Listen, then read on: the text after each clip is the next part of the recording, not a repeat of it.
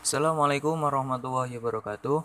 Sebelum kita mulai pembahasan, izinkan kami memperkenalkan kelompok 10 kami, yang diantaranya saya, Ahmad Solahuddin, rekan saya, Pria Adi Permana, dan rekan saya satunya, Reva Adinda.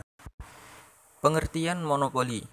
Dalam dunia bisnis, istilah monopoli merujuk pada situasi di mana satu perusahaan atau kelompok perusahaan mengontrol pasar untuk produk atau layanan tertentu.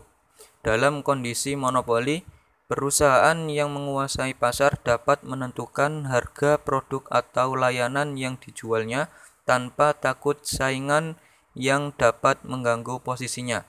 Dalam beberapa kasus, monopoli dapat menghasilkan keuntungan besar bagi perusahaan, tetapi juga dapat merugikan konsumen karena harga yang tinggi dan kurangnya variasi produk.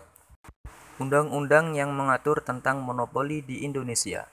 Undang-Undang Nomor 5 Tahun 1999 tentang larangan praktik monopoli dan persaingan usaha tidak sehat adalah undang-undang yang mengatur tentang monopoli di Indonesia.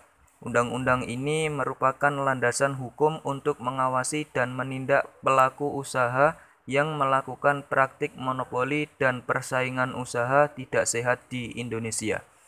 Pasal 1 ayat 1, Pasal 2, Pasal 3, Pasal 4, Pasal 11 sampai 15, Pasal 16 sampai 20. Dalam pasal di atas, menegaskan pentingnya persaingan usaha yang sehat dan adil di Indonesia, serta memberikan wewenang kepada KPPU untuk mengawasi serta menindak praktik-praktik bisnis atau usaha yang merugikan pesaing. Oke, selanjutnya ada persaingan bebas. Persaingan bebas dalam bisnis adalah kondisi di mana perusahaan atau pelaku usaha bersaing secara sehat dan adil di pasar untuk menawarkan produk atau layanan yang lebih baik kepada konsumen. Dalam kondisi persaingan bebas, tidak ada satu perusahaan pun yang memiliki kekuatan monopolistik dan oligopolistik yang dapat mengontrol pasar.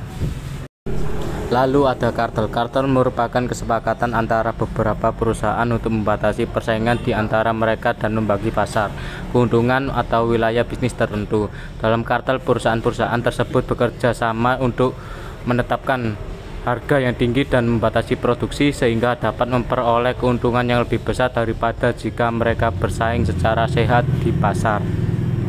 Selanjutnya ada mager, akuisisi, dan konsolidasi. Pengertian mager dalam konteks bisnis, istilah mager dapat merujuk pada sikap malas atau kurang produktif di tempat kerja. Karyawan yang mager cenderung tidak memiliki motivasi atau semangat untuk melakukan tugas atau pekerjaan yang dihadapinya dan lebih memilih untuk menghindari tanggung jawab atau menunda-nunda pekerjaan. Sikap mager dapat berdampak negatif pada produktivitas dan efisiensi perusahaan karena karyawan yang mager cenderung kurang produktif serta dapat menunda-nunda pekerjaannya sehingga mengurangi kualitas dan kuantitas output perusahaan.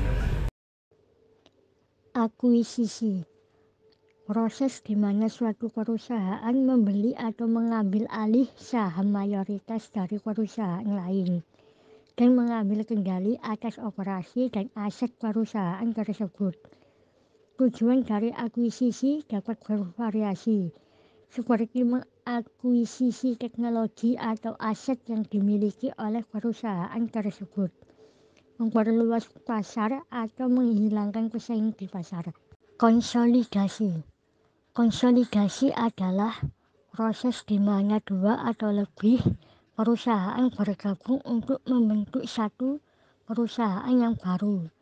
Tujuan dari konsolidasi dapat bervariasi, seperti memperbesar skala operasi, meningkatkan efisiensi, atau mengambil alih pangsa pasar yang lebih besar.